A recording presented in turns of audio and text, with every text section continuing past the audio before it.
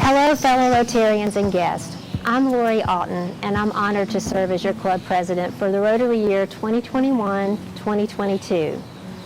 The Rotary Club of Columbus has a storied past, beginning in 1915, when a group of civic-minded people saw the need for leaders to come together to find ways to make our community better. And now, 106 years later, we're a vibrant, strong club that continues to place service above self. Our club is diverse, with members across all sectors of business, government, military, healthcare, education, nonprofit and community service, ministry, and the arts. And we come together each week as friends with a shared purpose of learning how we can be more involved in the things that matter to all of us. And we leave committed to changing our community and changing lives. As Rotarians, we are people of action, and it shows. The COVID-19 pandemic this past year has presented unique challenges to both our community and our club. However, as Rotarians and as friends, we've been steadfast in our commitment to our club, to one another, and to our fellow citizens. I've seen you reach out to others in need. You've stepped in to serve where there were gaps, and you've demonstrated love and compassion for others. But I'm not at all surprised, because that's what Rotarians do. This year, we're striving for some sense of normalcy in our lives, with our families, and in our club. We can once again gather together each week for lunch and fellowship, and I, for one, could not be more grateful. There are exciting things happening in your Rotary Club, and I'm glad you're part of it. As a service organization, the projects we're planning have a real-time impact on people's lives. So welcome back to Rotary. Thank you for being here, and thank you for making a difference in our community.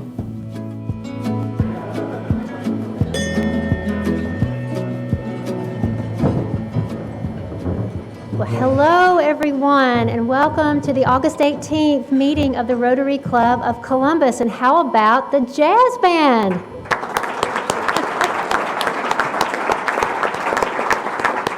This is Jordan Vanhemert, and he is the new director of CSU's Jazz Studies, and we are so thrilled to have him and some of his fellow students here. And I'm also excited to tell you that this will be a regular weekly thing, right, Jordan? Okay, maybe that was, I jumped the gun a little bit. But thank you all.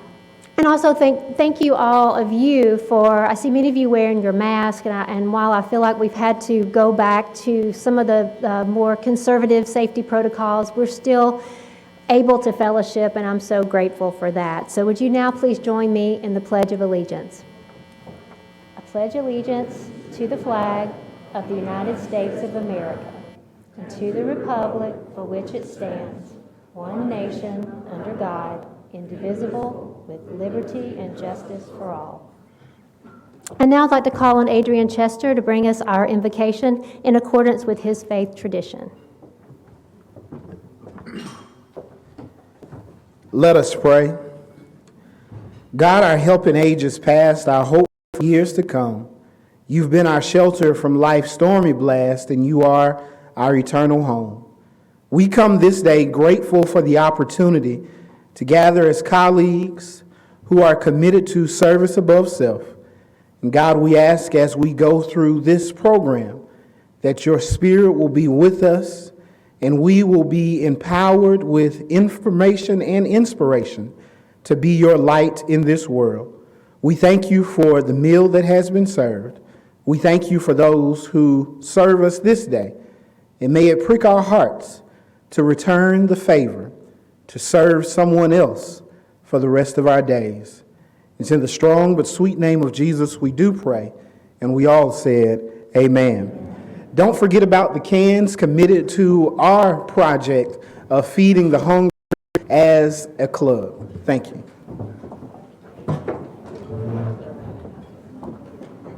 Now I'd like to call on Michael Tollier if he would please introduce today's visitors and guests. Thank you, President Lori. We have several guests today. First, we're honored to have guests of John Stacy, Congressman Drew Ferguson, and members of his team, Max Kirby and AJ Lewis Charles. They'll raise their hands. We're also proud to have guests of the club, Robert Hall, a past Rotary International Director and current Vice Chair for Rotary's In Polio Now Committee, which raises more than $150 million a year.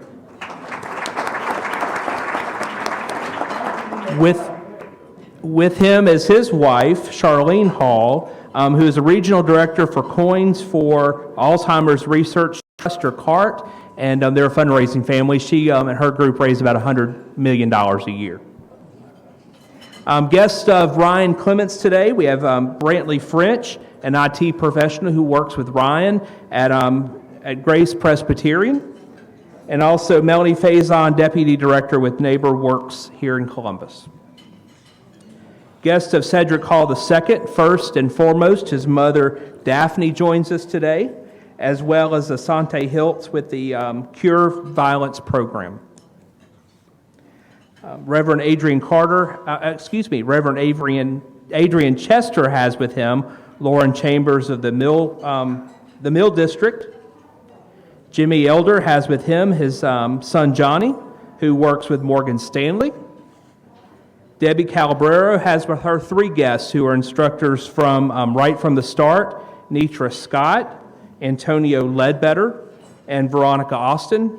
And visiting us today from the Muskogee Club is Sherry Cody. Wonderful. Please welcome all of our guests. So we're celebrating a very special occasion today. It is Mary Reed's 100th birthday. And Kurt, if you could bring Mary up here so that we can honor her. We've got a special chair up in the front just for Mary. And you know, it's been said many times that Mary Reed is the greatest treasure of our club. And I couldn't agree more.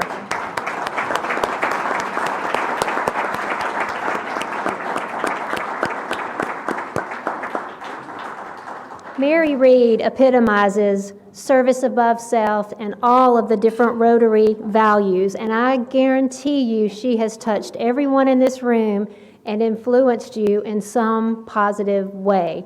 I wouldn't be here today if it were not for Mary.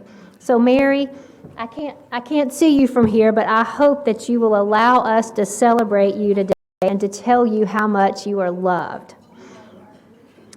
So, we are going to bring out a birthday cake, special for Mary, and also we're going to ask Adrian Chester and our wonderful jazz ensemble to lead us in Happy Birthday. So, Adrian.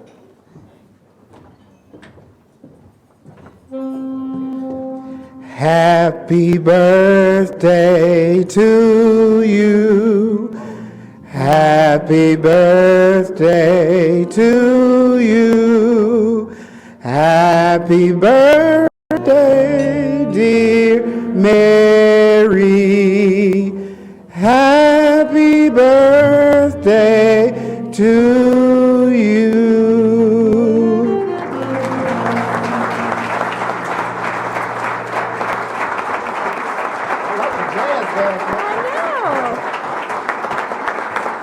And now,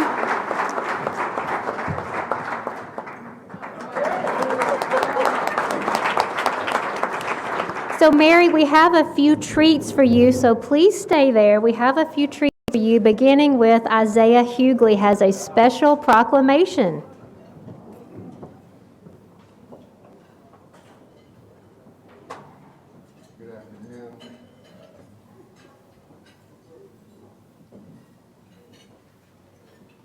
Good afternoon, Madam President, my fellow Rotarians. I was asked by the mayor to come and deliver and read a proclamation today. He is out of the city and could not be here, but he wanted to be here. He was kind of stingy with this proclamation. He did not want to miss this, but he could not be here, and so I'm here, and let me tell you, this is a huge honor for me to have the privilege to read and deliver this proclamation to this gracious special lady who is a treasure for our downtown Rotary Club. A proclamation from the Honorable Mayor Skip Henderson. And it reads, Whereas Mary Kirkpatrick Reed was born on August 20, 1921 in Decatur, Georgia, to parents Lynn Sullivan Kirkpatrick and William White Kirkpatrick. She is very proud of the fact that she was born in a taxi outside the hospital. And whereas Mary Reed attended Decatur Girls High School in Decatur, Georgia, and graduated from Agnes Scott College. Following World War II, she married J. Dan Reed.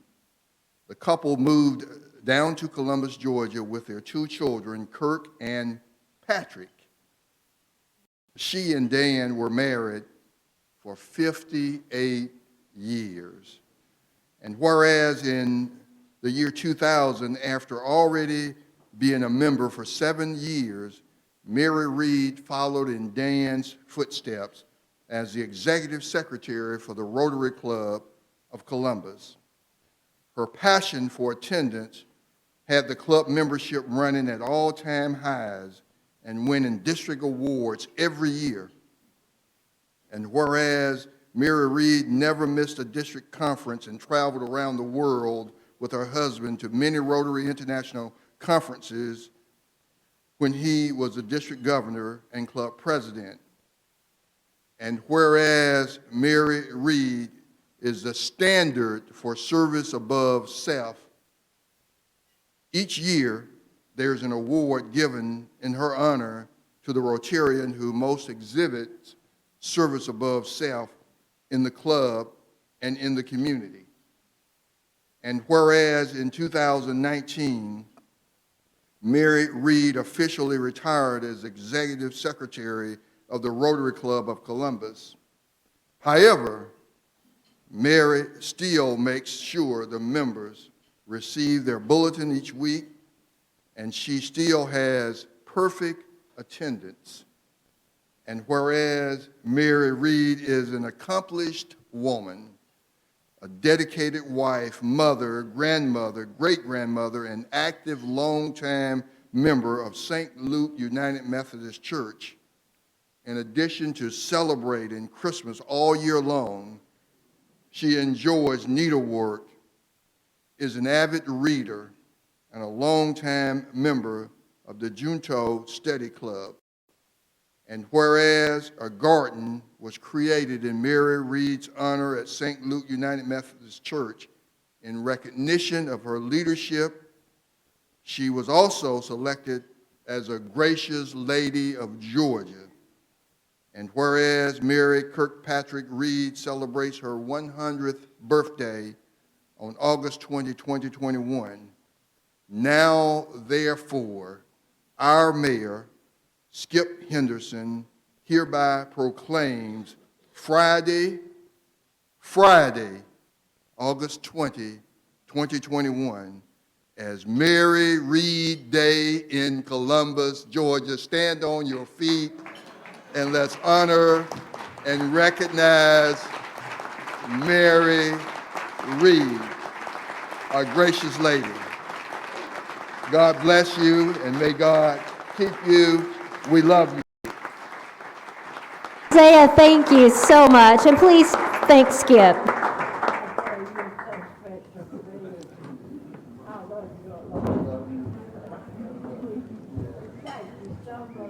Thank you. And we have a couple more things. At this time, Mary, we have two Rotarians that I've asked specifically to say a couple of words. We all wanted to say something, but I've asked Ryan Clements and Betsy Covington if they would please say a couple of words. So, Ryan?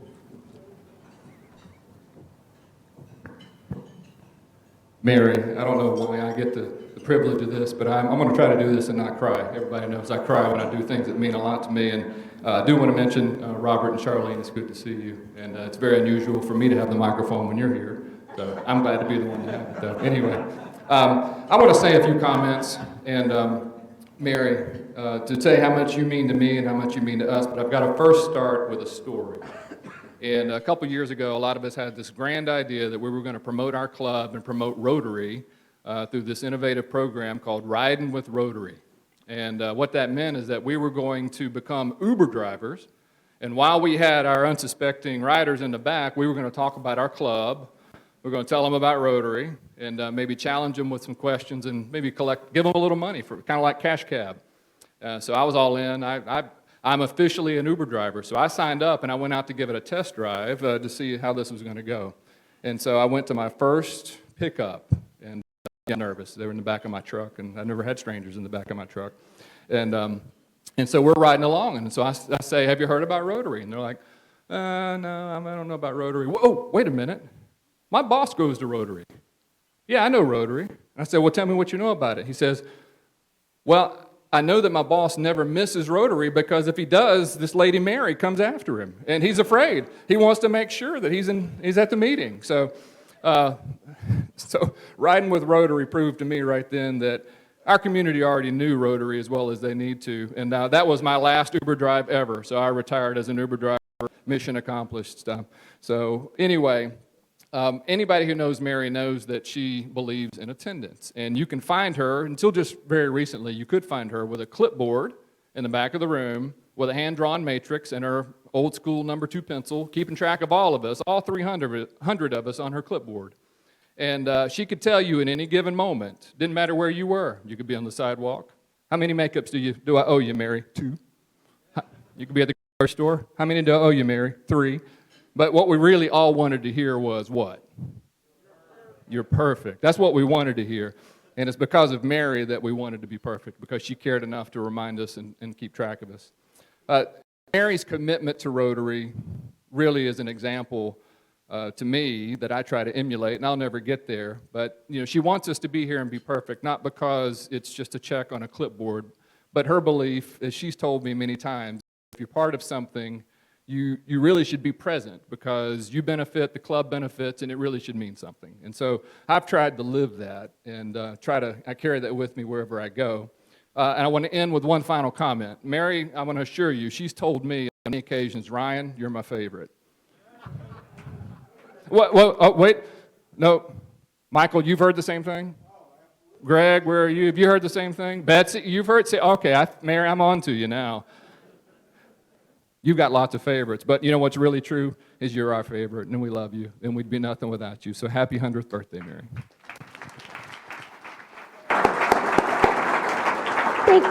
Thank you, Ryan. Betsy? Thank you. I think I'm going to use the stand because I talk with my hands. Maybe I'm going to use the stand. There.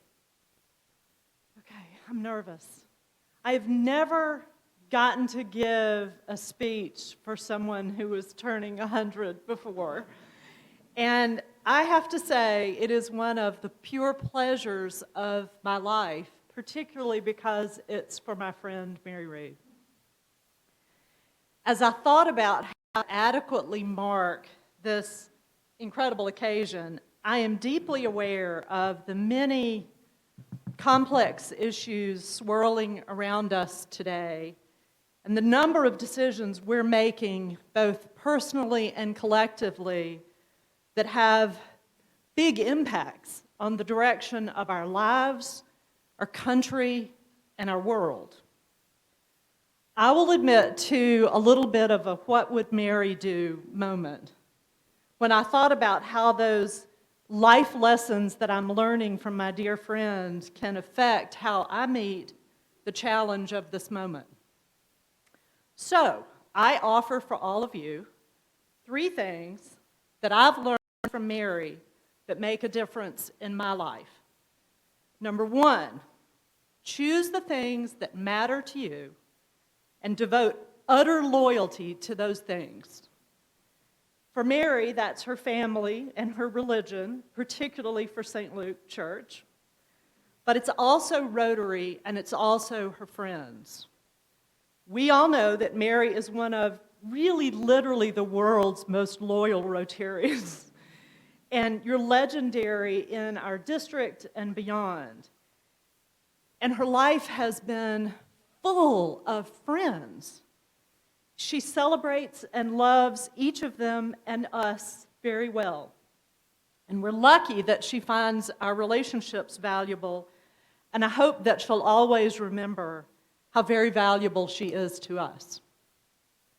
Number 2, focus on joy, not consternation. I'm going to go out on a limb and guess that there are some difficult things that come with being 100 years old. But you will never find Mary dwelling on life's challenges or on those bumps in the road. A conversation with Mary is full of how happy she is and how much she appreciates the person she's talking to. She's always got something exciting going on in her life that she wants to tell you about. And I find myself getting excited right along with her. That joy that she intentionally focuses on is contagious. Number 3, live every day like it's Christmas.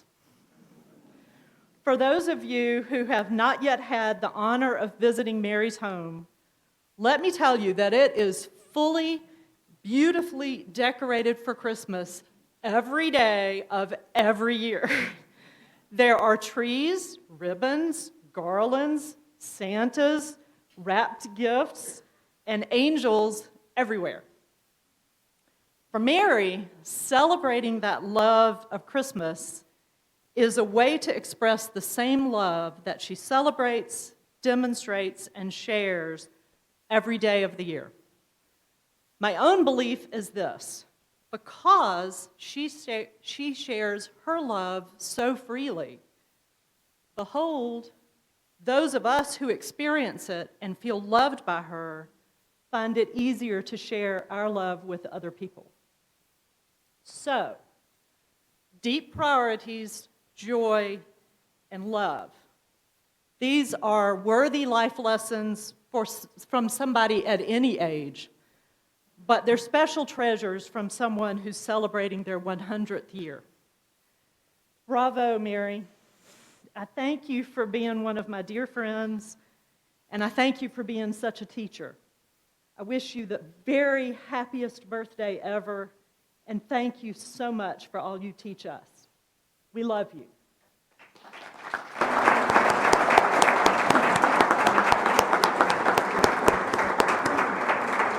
Thank you, Betsy. Julie, I'm going to ask... She told me I was her favorite. It's funny, Betsy, because she told me earlier that I was her favorite.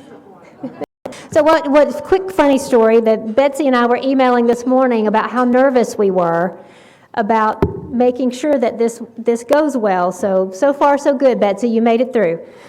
So Julie is going to present Mary with a couple of special treats. I certainly am. And Mary, this is from all of us, every one of us in this room. It is a plaque that says, Executive Secretary, presented to Mary Kirkpatrick Reed, in recognition of outstanding dedication and service, the Rotary Club of Columbus, Georgia, 2000 to 2020. And Mary, for all your service, we fully appreciate you, and probably can never plumb the depths, none of us. But thank you for helping me and training me, and still doing so, believe me. So thank you from the bottom of our heart. And also, and it was President Laurie spotted this, it is a heart, and it's a heart pin. You love your pins. And this pin has the Rotary emblem in the middle, but it tells you you are the heart of our club, always have been, always will be, and we know that we are in your heart too. So thank you.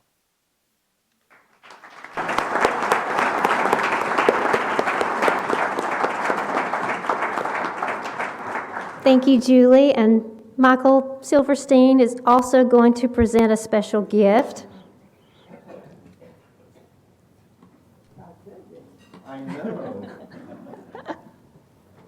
Mary knows that every time that I see her, the first thing I say is, I love you. And Mary repeats, I love you. And we've heard about love from Ryan, and we've heard it from past President Betsy. And today, it's not just me loving you, it's everybody that is and has been a member of the Rotary Club of Columbus, Georgia, who's had the good fortune to know you because we do love you so deeply. And that love is reflected today in donations to the Rotary Foundation to celebrate your 100th birthday. Collectively, our members are donating $6,000 to the Rotary Foundation in your honor. And it says, serve to change lives, and you have changed all of our lives. And you know how much I love you.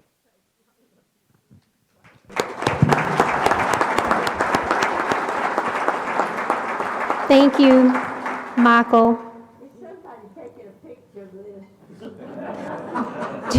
Jim's getting the picture right in front.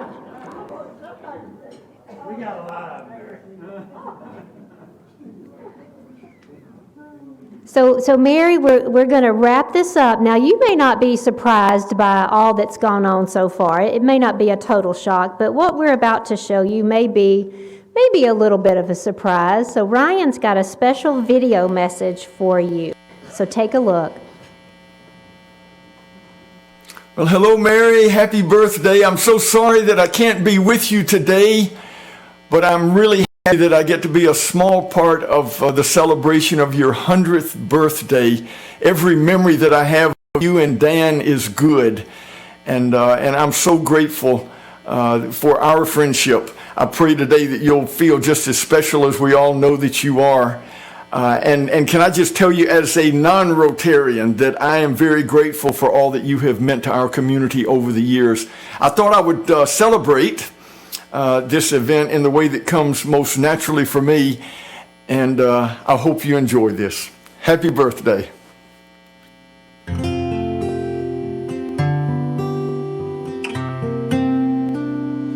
To the angels, to the angels, to the angels, I'm told, a mere 100 years, that's not very old. Their halos shine brighter like the finest of gold. You're an angel, Miss Mary, you're an angel.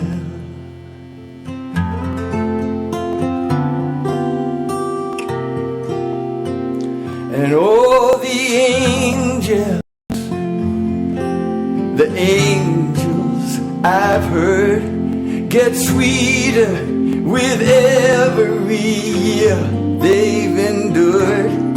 Their wings take them higher like a brave baby bird. You're an angel, Miss Mary, you're an angel.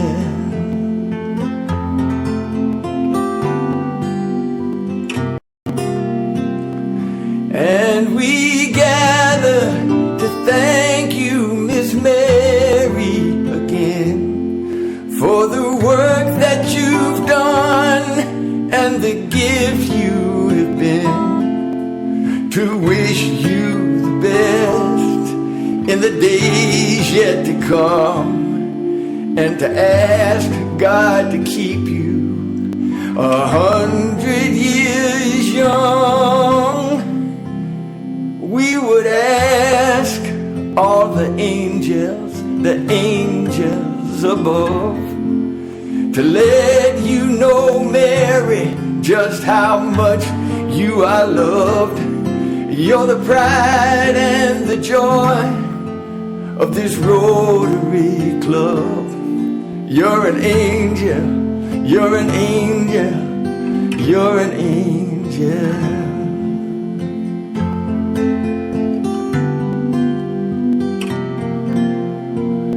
So happy birthday to you. Happy birthday to you. Happy birthday, dear Mary. You're an angel, Miss Mary. You're an angel. You're an angel. You're an angel. You're our angel.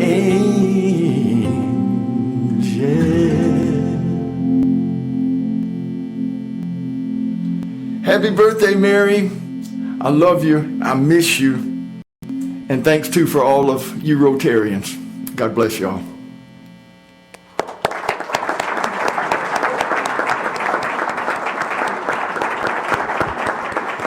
Cedric, would you give Mary the microphone? Mary, would you like to say just a couple of words?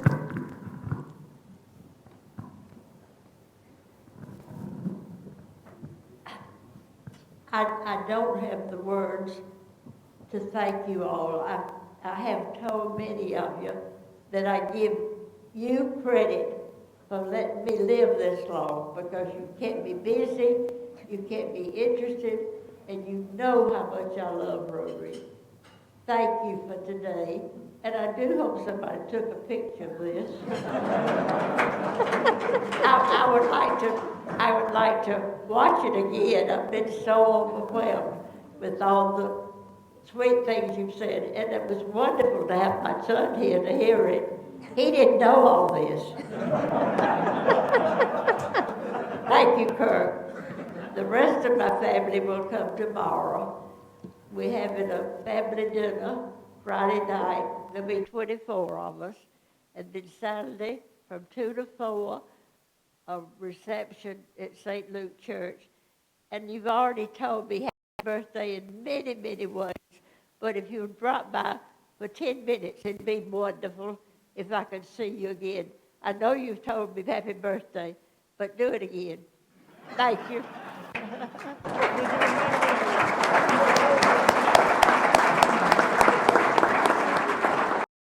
Thank you, Mary. We love you. Happy birthday. And we'll all see you on Saturday, and we'll do this all over again, okay? Great. Ready? We're good. Yeah. Now, Mary is welcome to sit up here, but she may be more comfortable back at her table while we finish our program. At this time, I would like to call on Past President Greg Camp, if he would please introduce today's Colonel Ralph Puckett Soldier of the Week.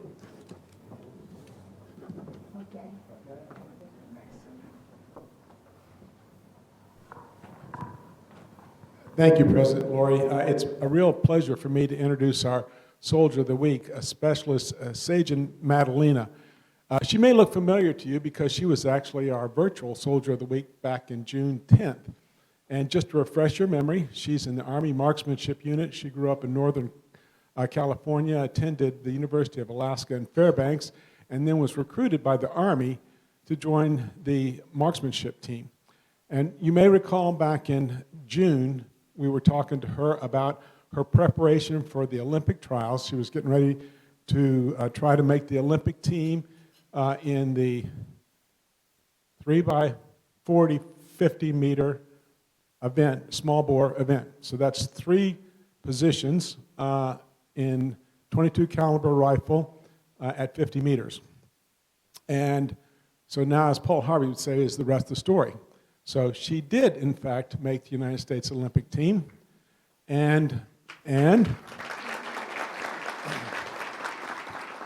she competed in the Olympics in Tokyo, where she placed 5th in the entire world in her event. And we're enormously proud of her, and she said she's only thankful that she wasn't 4th. That's the dreaded one where, you know, just one event from the medal. 5th was she preferred to 4th. So anyway, we are incredibly proud of you, and we want to present you with some things. Now, she got our Passport to the Arts back in June, but the one thing you didn't get, which is a prized possession from this club, is a book called Words for Warriors from our very own Colonel Ralph Puckett, as you know, the recipient of the Medal of Honor, and he's got a personally inscribed Words for Warriors for you in here, as well as a certificate that you are the Ralph Puckett Soldier of the Week here at Rotary Club. So I'd like to present those two things to you, and I'd like to thank you again for all you and all your soldiers out at Fort Benning do for us. Congratulations again on your Olympic performance. Please join me in welcoming Specialist Magdalene. Her actions speak for herself. Thank you. Specialist Maddalena, we're so glad you're here, and congratulations. It's what an honor to have you, and you honor us with your presence today. You picked a special day to come. So. Let me introduce the head table. On my left is Adrian Chester, who brought our invocation, and now I would like to invite Cedric Hill II to please introduce today's speaker. Good afternoon. It is my pleasure to introduce you all to our speaker this afternoon, Dr. Ashley Hill. She is an assistant professor in the Department of Epidemiology in the Graduate School of Public Health at the University of Pittsburgh. Her research aims to reduce disparities in sexually transmitted infections and associated adverse reproductive outcomes for young people. She examines social determinants of sexual and reproductive outcomes with the long-term goal of developing strategies to reproduce reproductive morbidity. In addition to her academic training, she has also experienced leading contact tracing as a disease intervention specialist and public health associate with the Center for Disease Control. Her practical experience has allowed her to provide support for COVID-19 response efforts through the Black Equity Coalition in Pittsburgh and throughout the state of Georgia. She's a graduate of Columbus High School. She's a graduate of Spelman College with a bachelor's in biology. She's a graduate of Georgia Southern with a master's in public health, as well as a graduate of Texas A&M with a doctorate in public health. Now, Dr. Hill is also my sister, and so, I thought about telling some funny stories about us getting in trouble when we were kids, but I figured I wouldn't have an opportunity like this again. And I just want you all to know that Dr. Hill is one of the most determined and passionate people that I know. And it's an honor to be her brother, and I'm very proud of her while also looking up to her in all the things that she does. So will y'all please help me welcome Dr. Ashley Hill.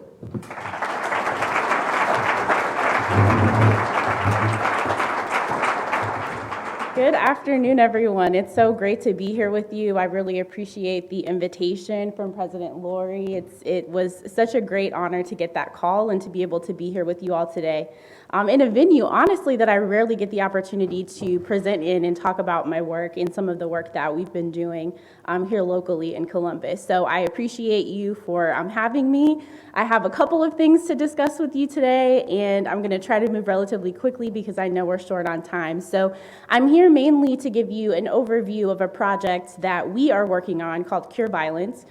Several of our Cure Violence executive team members are with us here today, and I know that you all are familiar with Cure Violence because of your commitment to supporting the Midnight Basketball project that we're really hoping to integrate as a part of this program. So I'm going to give you a bit of an overview of Cure Violence, a little bit of an overview of who I am and sort of what brings me to this work, as Cedric so graciously introduced, and also just to tell you sort of how we can all bring a bit of a call to action from this organization specifically looking at presenting service over self. So I will do what I can to move relatively quickly.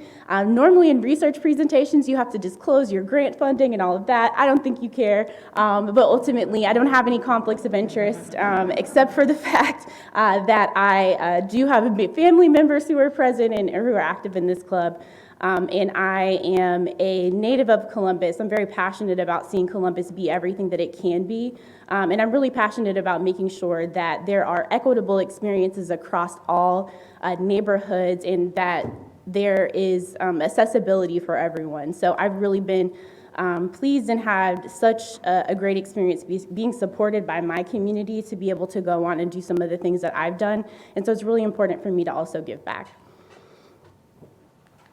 So Cedric already told you I attended Columbus High School. I went to Spelman College as well, and so I recognize that I have a little bit of a connection with Miss Mary in that Agnes Scott College is also an all-women's college in Atlanta. And a fun, quick story: I played college volleyball for one season, and my best game was at tournament at Agnes Scott. So I really enjoyed the time that I got to meet with the young women who were there, and made some nice friends there as well. So my academic training is in public health. I have a doctor of public health and epidemiology, and that's really what has allowed me to critically evaluate some of the data that we'll be talking to you about today. And so more about me, I currently have a faculty position in the Graduate School of Public Health, and I teach epidemiology courses, primarily around social epidemiology and reproductive epidemiology. And what that basically means is we look at a lot of numbers, a lot of outcomes, and we try to best understand how we can position communities to reduce some of those disparities. And then also today, the hat that I'm wearing is the executive team membership that I have with Cure Violence Columbus. And so that's what I'll be talking about with you a little bit today.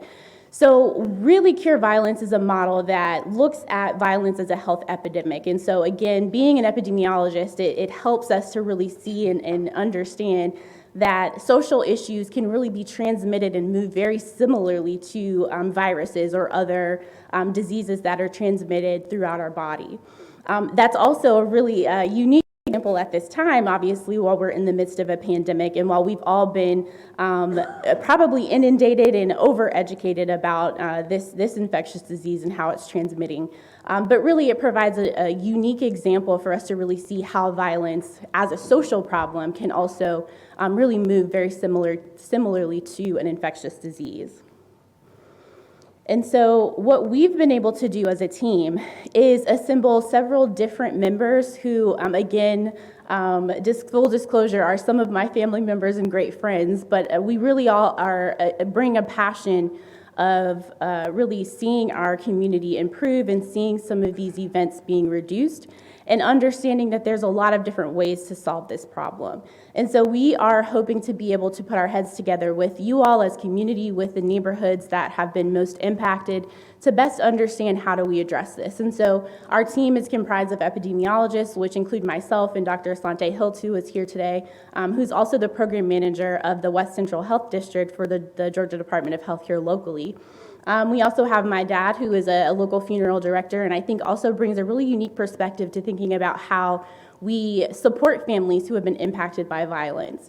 I also have my brother here, who is a pastor at Christ Community Church, and really thinking about how to best engage the faith-based organization. So several of you are today, I'm really excited to think about how we can work together to be able to effectively support our community. And then we also have Mr. Reggie Lewis, who is a former Columbus Police Department officer, and really thinking about how we can engage the criminal justice system and law enforcement and thinking about reimagining how we police and also how we support our communities. So as a model, Cure Violence is an intervention that has been well evaluated throughout the globe, but also locally in the United States. It's seen significant impacts in improving or reducing violent events, particularly gun violence. And we've also seen specifically within Georgia, the implementations in both Savannah and Atlanta have been sustainable and also demonstrated quite a bit of efficacy around improving or reducing violence overall. And so the model really takes an approach that is grounded in what are called social determinants of health. And so it really looks at addressing violence in three different broad ways, which are really thinking about interrupting transmission through mediating conflict, through teaching people conflict resolution types of skills, and through also, sorry, I moved a little too fast, but also through being able to think about how to prevent retaliatory events. And some of those things have been the things that we've really been seeing more recently in events that are happening in our community. The second sort of large umbrella is really thinking about reducing violence within the highest risk groups. So that's understanding where violence is occurring, how it's transmitting, again, sort of similarly to that virus, where it's congregating within specific neighborhoods or geographic regions, and really thinking about how we can intervene to change both cultural and social norms. So if we think about it more culturally within our country, we do sort of have a culture of violence in the sense that we often solve problems through violent acts and more globally. And so that's really thinking about how do we retrain our brains, how do we retrain our communities to see violence as not an end point for any sort of conflict resolution, but to really think about how we can both support and see our neighbors as people and as friends. And then also thinking about, again, changing those community norms. So how do we respond to these events? Again, both from a perspective of reducing the level of violence, but also from a perspective of, as we were hearing earlier today, of love. And so, again, this slide is just really showing the four main categories that we are looking to really think about how to interrupt these particular events. So we really want to detect the events that are happening, where they're happening, and how we can best interrupt that transmission. So again, thinking about where are these events occurring, who are more likely to be victims of these events, to be perpetrators of these events. And so that's really the space that we're in at the current moment, is really doing a lot of our data collection, our data gathering, and our data analysis to best tell us how we tailor our approach to be most impactful for the communities that need it the most. We also are really looking at how do we best change behaviors of individuals who may be more prone to actually, disseminating violence. And then another thing that we have to be really mindful of, again, is changing some of those community and social norms. And so that's one of the things that I'd really like to focus on for the next couple of minutes. And so I just want to talk to you briefly about what these social determinants of health are. So these are conditions in which we work and where we play, how we're brought into this world in our society, who we're born to, the communities that we're born into, and sort of the social, economic, and overall social landscapes of these communities. And so what we've come to understand from a public health perspective, from a health perspective overall, and really also this is grounded in sociology, but really thinking about how social determinants can impact both the trajectory of our life and also really thinking about how, if they are intervened on, can really change the course of the trajectory of someone's life. So again, some of these examples are really thinking about housing and transportation, some of the neighborhoods that we live in, what's accessible to us. Can we get to grocery stores quickly? Are we able to go and see our doctor within a few minutes? Do we have transportation to get there? Some of these social issues that are impacting us, like discrimination and violence, some of the more systemic systems like education or being able to provide employment or job opportunities. And again, being able to have access to physical activity and nutrition, and our ability to really be able to comprehend and engage with one another. So these are all things that really impact and sort of predetermine the path for us that we actually have no control over. And so if we really start to think about retraining our brains to say that, everybody has equal opportunities or everybody has an equal chance to be able to sort of pull themselves up and get there, well, in reality, that may not be true. And so the opportunities that I've been provided as a young person that grew up in Columbus, that had parents who were business owners, that, were relatively well connected within the community, that is a different experience from someone else who may not have had those opportunities. And so while I stand before you as a success story of Columbus, I think it's really important to also think about what are some of the differences between potentially my story and someone else who may not have had all of the exposures and all of the opportunities that were provided to me. And so recognizing that, I realize that it's important for us to be able to offer those experiences, to offer those opportunities, and to make sure that we are creating a system within our society that's really addressing those differences. And so that's mainly what I'm looking at here on these slides. And so I really think that what I'd like to leave you with in this moment is it's really all about how we start. I think so often, again, we're really told that, you can do everything, it's all on you, and it really just, you have to pick yourself up, and you can are the author of your own ship and the master of your destiny. And I think that is misinformation that we've been told. I think that no one gets anywhere without being able to have supporters, without being able to have people who are believing in you and advocating for you. And that is something that I've really come to understand and have really tried to live my life in that way.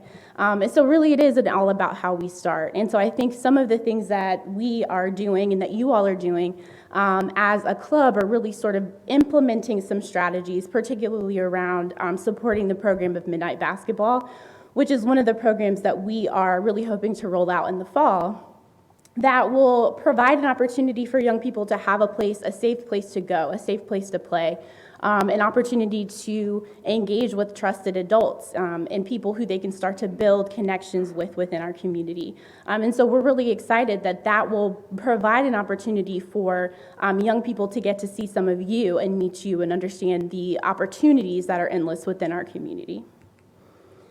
And so again, I just want to, sort of reiterate the fact that some of these social determinants, again, are things that we often are not in control of, but that have a significant impact on our overall trajectory in our lives.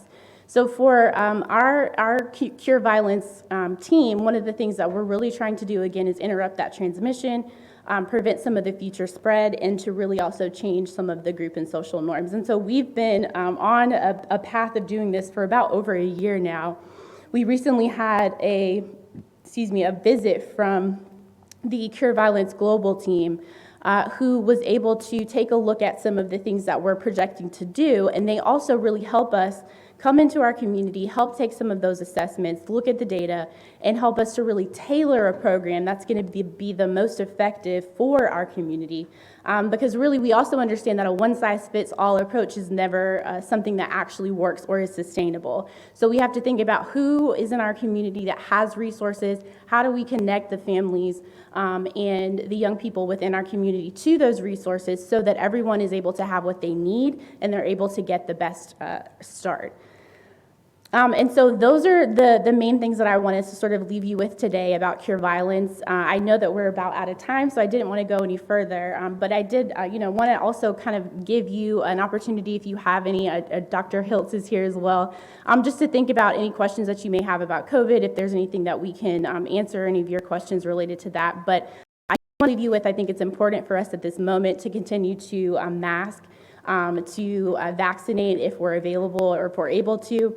What you see here is I did put together some of the graphics that are related to what's happening more locally with the cases. And so we see that we have an uptick in cases. We have an uptick in hospitalizations. And we're also seeing that younger children, particularly with them returning to school, are becoming our most infected population. And they're currently unable to be vaccinated if they're under the age of 12. So we really have to be cautious and think about that as we are, making some of these really difficult choices on a daily basis. So I appreciate your time. I have some resources that I can leave with Lori and other members of the club, and I thank you so much for having me here today.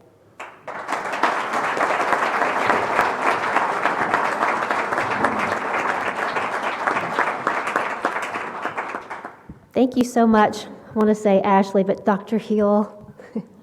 I've learned so much from Dr. Hill about the Cure Violence program. And how we can all be part of that, and we can do it in a way that interrupts, like you said, interrupts transmission. And I feel like Midnight Basketball will be an important part of that, so more to come about that. What we normally do with our speakers is we'll put a children's book in your honor in the library, in the local library. So thank you again. So wonderful day at Rotary.